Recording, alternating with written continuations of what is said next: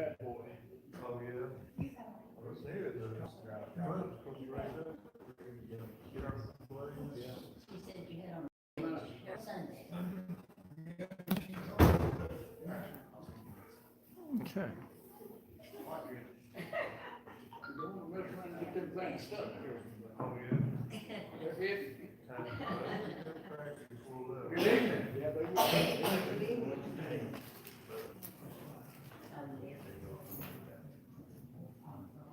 Good to see everyone here this evening. We had you may have had a little bit of rain. Good.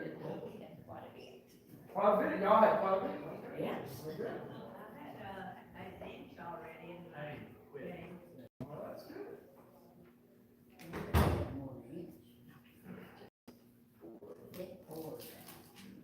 We can always tell by the little pond that we get in the front yard, so we got a decent. My front door. Your front door, well, you might need You to know, I know. hit my front door and stands there, when I had a swimming pool. Hey. Well, it's, I know there are several that are under the weather or unable to be here. Sue texted me that, Larry has got what, Hayden had, so he's not here.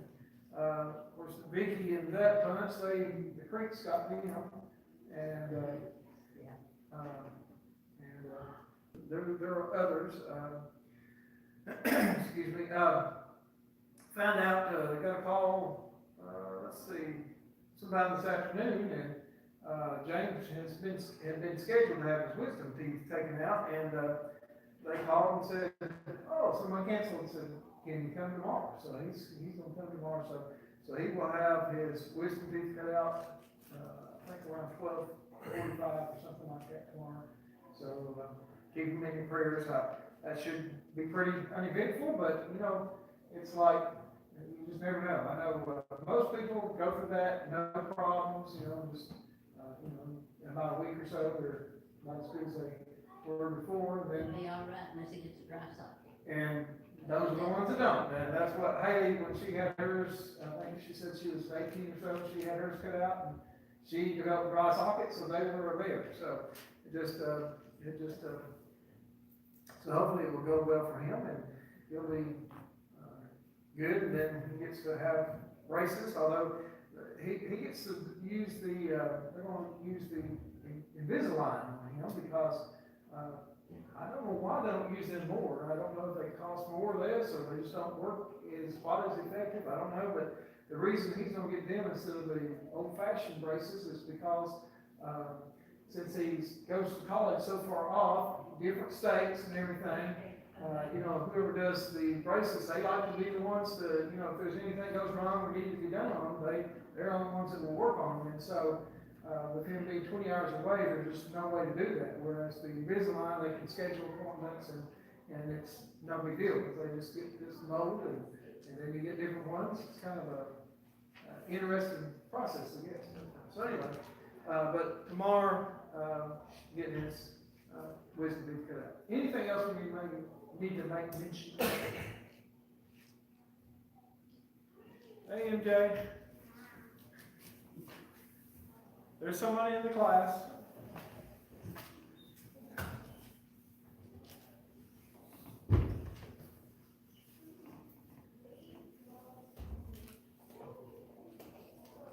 But anything else we need to make mention? It's good to see Betty back. Special prayer for Linda, my sister-in-law. Good evening. Okay, if nothing else, let's have a prayer, then we'll begin our class. Heavenly Father, we thank you so much for this evening. We thank you so much for the rain. We know it's part of the process that you have given us, where so many blessings come through that. We're thankful for this congregation. We're thankful for those that are here tonight and those that have improved. We ask that you be with, especially my son tomorrow, as he has his wisdom teeth cut out. Be with all those that have been mentioned. Be with all those that are on our prayer list. We have so many numerous that, for a variety of reasons, continue to be with them comfort them. Be with all of us, be with our congregation as we endeavor to pursue some new programs and things with lads and leaders. Lord, be with us as we investigate that, and that if that is what we choose to do, that it is beneficial, and it will be something that will be a long time for our future here in Boone. Be with us all, be tonight, those that come here, that we may learn from your word. In Christ's name we pray. Okay. Last week, we got to an event that is fairly infamous, I guess, or famous, depending on how you want to look at it, where David eats the bread, the showbread, the holy bread, you might say, at Nob, the priest bread. And was that something that was lawful for David to eat and his men? In normal times, no.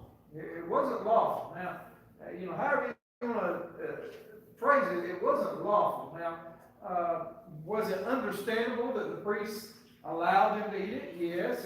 And was it maybe even the right thing? Well, maybe, but it wasn't lawful. And so the reason we point that out is because it becomes an issue in the New Testament where we read about it, where, Jesus and his disciples, they were just, clicking the grain to eat as they walked on a Sabbath day.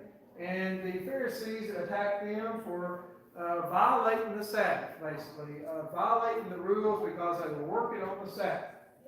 And so Christ points out their hypocrisy in that, there wasn't criticism over David and what he did. He was running for his life. They had no food. That's all the food that the priests had.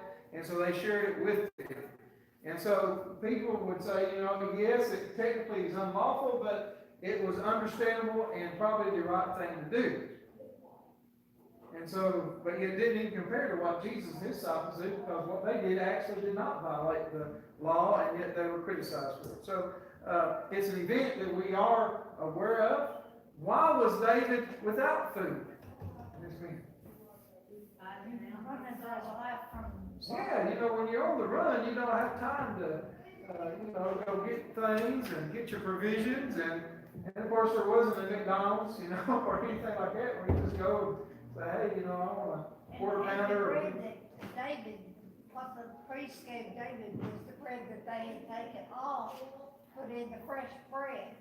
Yes, that's true. It had to be.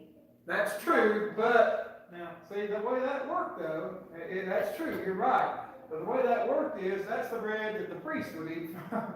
The other bread would stay on the table, and, for a lot of time until they replaced it. And that's the bread the priest would eat. So the priest was just sharing his bread. Sharing his bread. But, well, like I said, we could, any way we look at it, though, it was not lawful for them to do that. Now, but that is the problem with the law of Moses, was it not? It was times where it had no flexibility on things. It was very rigid in the way it was written, and so it was impossible to follow it. But it shall be Aaron and his sons, and they shall eat it in a holy place. And so that's who it was for. It was for them, and it's for their bread. Now, they did share it, and like I said, I think it was the right thing. I'm not arguing that it wasn't the right thing to do, but it wasn't lawful. It was an unlawful thing of the law of Moses. It shows how many rules and regulations the law was, and how it was really impossible to fully be lawful. Although Christ was remained within the law, but for most people it was impossible. And so anyway, so they didn't have much. By the way, we talk about Saul, and at this point in his life, is Saul a good king or a bad king? Bad. Okay. Now, how do you compare? How do you gauge judges in the time of Israel? Whether it be the United Kings or the United Kingdom or the divided kingdoms. How do you evaluate whether it's a good king or a bad king?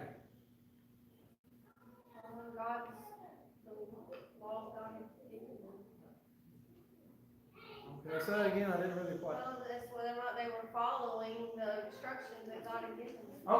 Okay. you know, it's a little different than what we think of as a, you know, a lot of times people think of a good president or a bad president, and what are things that they would base a good president or bad president on? The economy. The economy, yeah. And what's in it for me? You know, how they do it for me? You know, even if the economy is not good everywhere, if it was good for me, you know, it's kind of hard to say he was a bad president in my eyes, you know. And so that's how we evaluate things. That's not how these kings in the Bible are evaluated. They're strictly evaluated on whether or not they serve God or not. Now, typically, because it was the children of Israel, if they were good kings in the sense they follow God, guess what else? It generally worked out that they did fairly well successful with other things. But here's the one thing. And now then you get a king that was a bad king, and it still went well, right? How's that happen? And so we see that Saul, things weren't really that bad, but he was by no means a good king. One of the things that you see, it's interesting, when you have a bad king or a bad leader, typically the religious realm tends to suffer, if you think about it. And you look at things, and these priests had nothing to spare with David and his men. And David didn't have a lot of men at this time, but he didn't have anything. So what would that tell you about the nature of the priesthood at this time? Because they had nothing really they could spare. And all they did have was the showbread. You know, I don't know, any of y'all ever made bread? Maybe some cornbread. Cornbread should work, that's good bread there. But anyway, it's very expensive to make cornbread, isn't it, or bread, isn't it? Pretty cheap, isn't it? Always has been. So the fact they only had bread, what would that say about their state, do you think? They weren't very rich. They weren't very rich. Now, you go to different times, and I guarantee you the priesthood, they would have all kinds of prosperity. And I think it's usually a sign of, you know, your leader of your country tends to dictate certain things. And since Saul was no longer a man of God, the spiritual realm of Israel had really taken kind of a back seat. And so anyway, you see this, and so they had nothing to share. Now in verse 7, we see that there's a guy mentioned, and it kind of foreshadows bad things. Doeg the Edomite, we talked about that. Who was Doeg a descendant of? Was he an Israelite? No, a descendant of Esau. Descendant of Esau. So he would be a Hebrew, but not an Israelite. Now, that's one of the things you gotta understand your terminology there. But the Hebrews were basically, you know, in a short way of looking at it, they were descendants of Abraham. So if you were a descendant of Abraham, you were a Hebrew. And so as a son of Esau, a descendant of Esau, he would have been a Hebrew. But to be an Israelite, who did you have to be a son of or descendant of? Judah. Jacob. You had to be a descendant of Jacob, who was renamed Israel. And so to be Israelite, you had to be a descendant of Jacob, not Esau, which is Edomite. And so, of course, Edom simply meant red, and apparently Esau was a hairy red man. And so anyway, just bear that in mind. And so anyway, he was chief of Saul's servant. And so anyway, David then asked, because they've left odds, they have nothing, do you have a spear or a sword at hand? They did have something. What did they have? The priest said in verse 9, the sword of Goliath the Philistine, he was struck in the valley of Elah. Behold, it is here wrapped in a cloth behind the ephod. If you will take that, take it, for there is none but that here. David said, give it to me. And so, anyway, remember, what did David do? David has held this sword before. What did he do with this sword? He cut Goliath's head off, did he not? With his own sword. After he had used the sling to take him down, and then he cut his head off with it. So, and then he gave the priest the sword, and they had kept it. So anyway, it was there. Isn't it interesting how that worked out? And he needs the sword now, and so now he has Goliath's sword. David is then going to flee. You can see on the map, Nob. You know, it's got a question mark. That just means, they don't really know for sure where it's at. it's somewhere, that general area. You see Bethlehem there. You see some other places, but anyway, so he's going to leave from the Nob area and he's going to go to Gath. Now, what's in Gath? What is Gath? See how big you're at your biblical geography. Who was from Gath?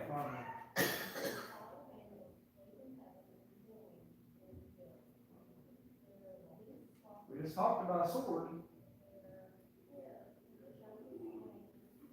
Where was Goliath from?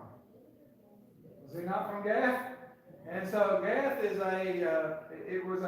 one of the major cities of Philistia.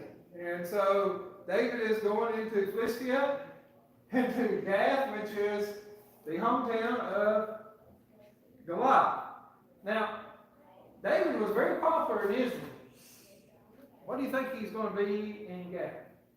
Not very popular. Not very popular, no, not very popular. So, anyway, so in verse 10, chapter 1, it says, David rose upon the day from Saul and went to Achish, the king of Gath. And the servants of Achish said to him, Is not this David the king of the land?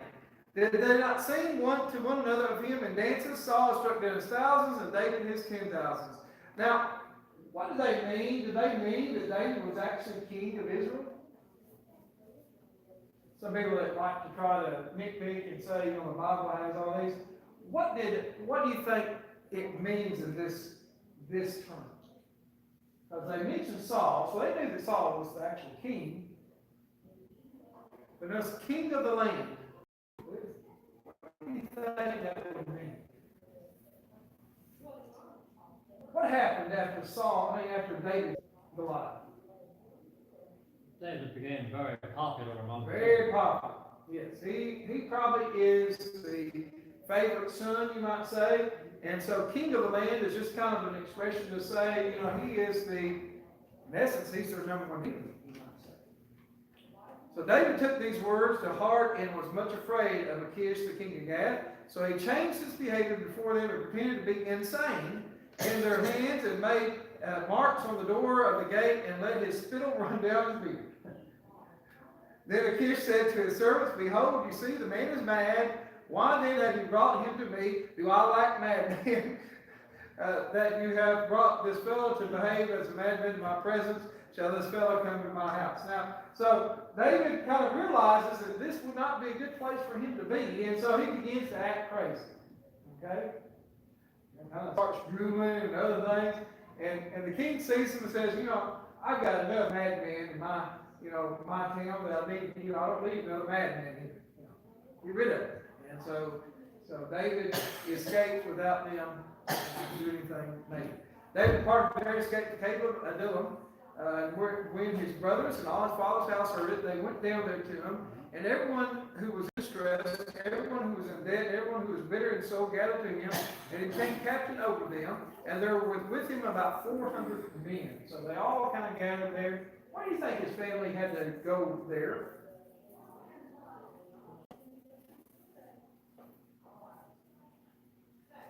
Some are speculating, but I think it'd be pretty accurate on this. Why do you think all his family had to flee up there with him? They may have feared for their own lives. Okay, I think they feared for their lives, and I'll tell you what, I think their fear was probably justified, as we will see. So David went there to Mizpah of Moab, the king of Moab. Please let my father and mother stay with you till I know that God will do for me. And he left them with the king of Moab, and he stayed there all the time that David was in the stronghold. The prophet of Gad said to David,